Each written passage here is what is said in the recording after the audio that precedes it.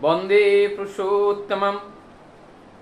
परम दयाल श्री ठाकुर जी के सामने जीवंत प्रश्न रखा गया और वो प्रश्न है, ठाकुर, जीवन चलने के पथ पर अनंत बाधाएं आती हैं, इस बाधाओं का अतिक्रमण कैसे करें?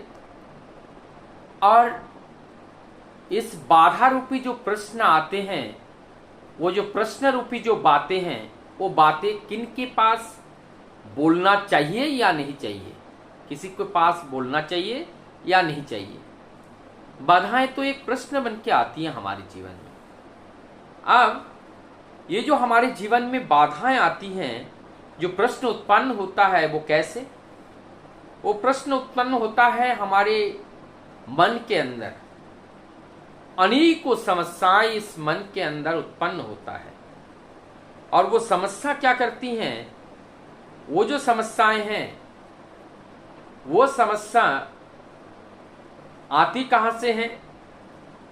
एक्चुअली ये समस्याएं हमारे वातावरण और हमारे इंद्रिय के बीच जो इंटरेक्शन होता है, वही इंटरेक्शन जहां डीपली होती है, वहां मन उसको पकड़ लेते हैं और तब मन एक विचार लेके आता है भाव जगत में। वो विचार अच्छा भी हो सकता है, खराब भी हो सकता है। प्रश्न यहां उठता है, तो विचार को वहीं पे खत्म करूं? अरे भाई, उस विचार को वहां खत्म करने का तरीका भी होना चाहिए, कैसे उसको खत्म किया जाए। या उस विचार को खत्म करने के लिए हम अपने देह को ही खत्म करें, लेकिन ऐसा नहीं। विचार आता है, विवेक से उसको चिंतन किया जाता है। जो सत्य नहीं है या सत्ता रक्षा करने के पक्षधर नहीं है, ऐसे विचारों को तवज्जो नहीं देना चाहिए। जब हम किसी विचारों को तवज्जो नहीं देते हैं, तो वो विचार हमें प्रभावित नहीं कर पाते हैं। उसको कोई महत्व मत दो। जब कोई हम महत्व नहीं देते हैं, तो हमें बहुत ज़्यादा परेशान नहीं कर पाते हैं। तो यहाँ पे बात है कि हमें विचार को समझना और उस विचारों में से कौन सा विचार को लेकर के हमें अपने जीवन में कार्य में लगाना है और कौन से विचार उठा के फेंक देना है। ये अगर हमने डिसाइड कर लिया, तो हमारी समस्या वहां आधा समस्या समाधान हो जाती है। लेकिन एक चीज है, कलयुग में एक छूट है।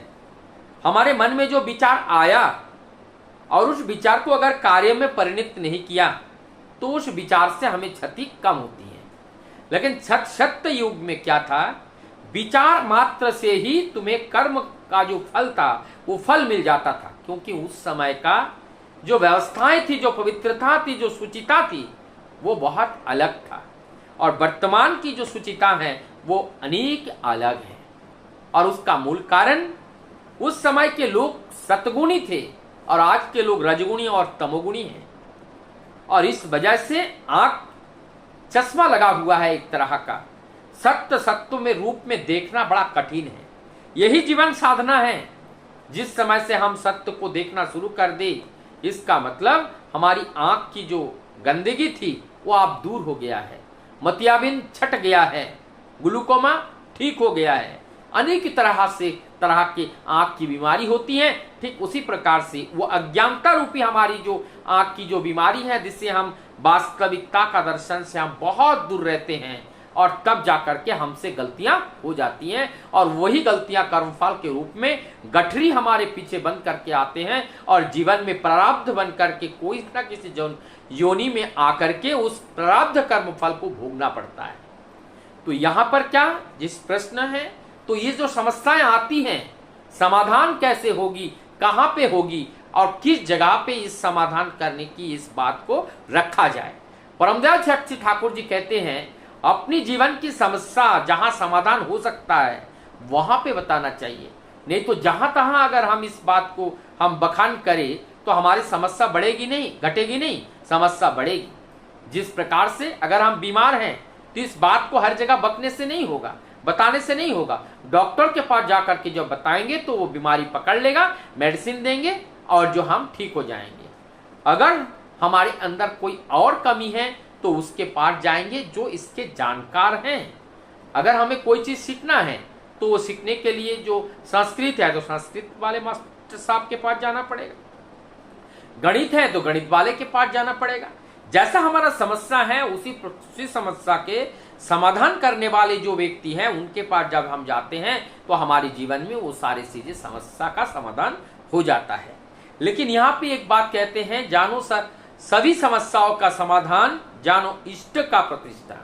जब इष्ट का मंगल कार्यों में जब हम व्यस्त होते हैं और मंगल की प्रतिष्ठा करने के लिए ही जब हम घर से निकलते हैं तो हमारे जीवन की सब समस्याएं, वही जो हमारा जो व्रत है, जो संकल्प है कि सत्य कार्य करना, वो संकल्प के अंतर्भुक्त हमारे अंदर की जितने भी समस्याएं हैं एक एक करके समस्या का समाधान हो जाता है।